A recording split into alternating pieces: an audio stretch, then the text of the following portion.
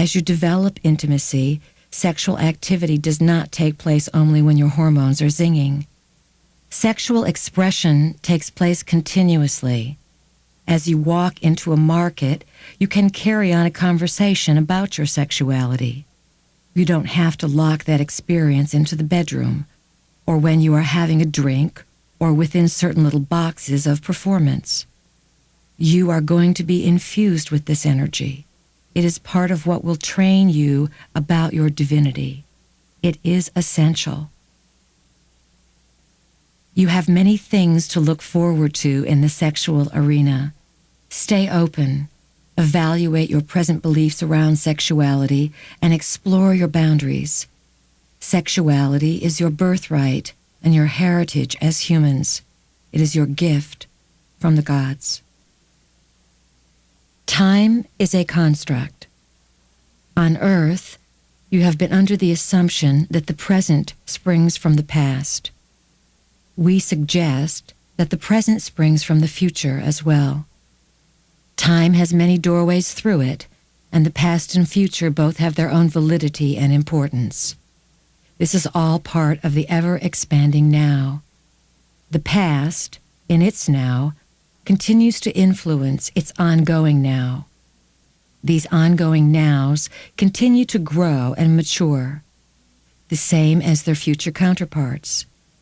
The assignment you are on involves changing your past as you spring from the future in order to create a different present. You are ruled by cycles and rhythms. A main influence that designs the pulse of life is the moon.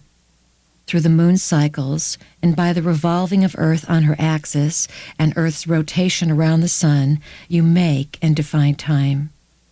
The moon, of course, in orbit around the Earth, acts as Earth's celestial companion on the cyclical journeys. Until the advent of electricity, these were the rhythms through which life was lived and defined for thousands of years. People could watch time pass. Day turned into night, and night turned into day. Time had distinctions. People could watch the seasons pass, and time was based on something that could be verified. With electricity came the breaking of these rhythms, for there could be light past dark. People began to use time differently, for functioning with light while it was dark heralded a radically different approach to the 24-hour day, because electric light provided more moments to expand into. When people first worked around computers, their concepts of time completely changed, and they could only handle so much of a distortion. Now that people are trained in computers, their altered time perception is passed on through the generations, and time is more sped up. However, the computer is a third-dimensional manifestation mirroring the collapse and distortion of time, and people fed the results of this into the mass psyche. This permits people like you to weave things together and perceive reality from a significant psychic viewpoint, a different point in time. The splitting of the second and the infusion of the computer heralded the technological boom of this century, completely changing everything and speeding your consciousness toward untold probabilities. The second and the moment continuously hold more events. Time has a variable now. It cannot be measured and clocked any longer.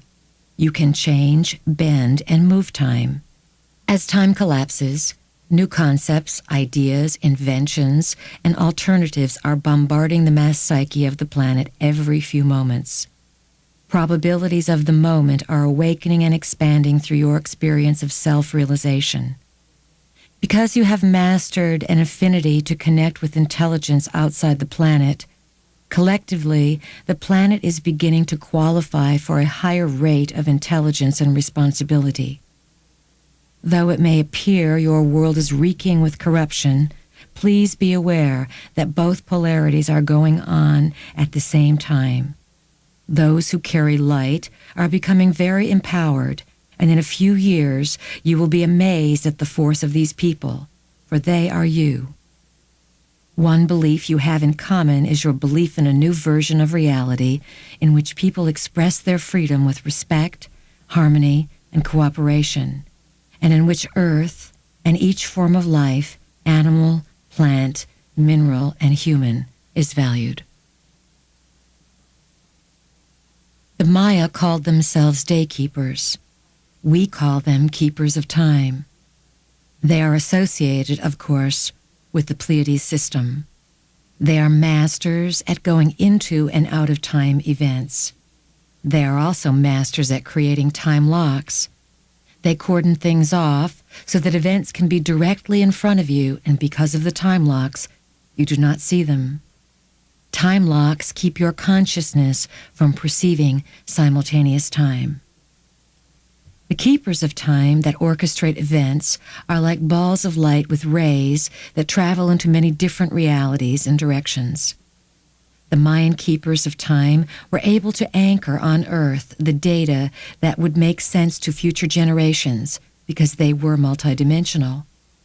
They could travel backward, forward, and sideways in time, and their civilization was based upon time travel.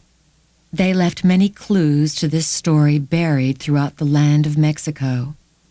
Their now became more meaningful because it was their purpose to grow a now that would benefit nows outside of their now.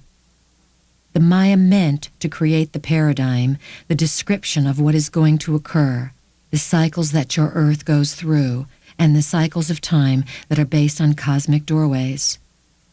Earth's cycles with the sun, moon, and planets within your solar system have a significant effect on your physical electromagnetic body. The Maya understood that the Earth is involved in a larger system of rotation than just the solar system. That system of rotation was based on different numerical divisions. The Maya created and defined time in your system based upon their knowing that you were part of much larger cycles.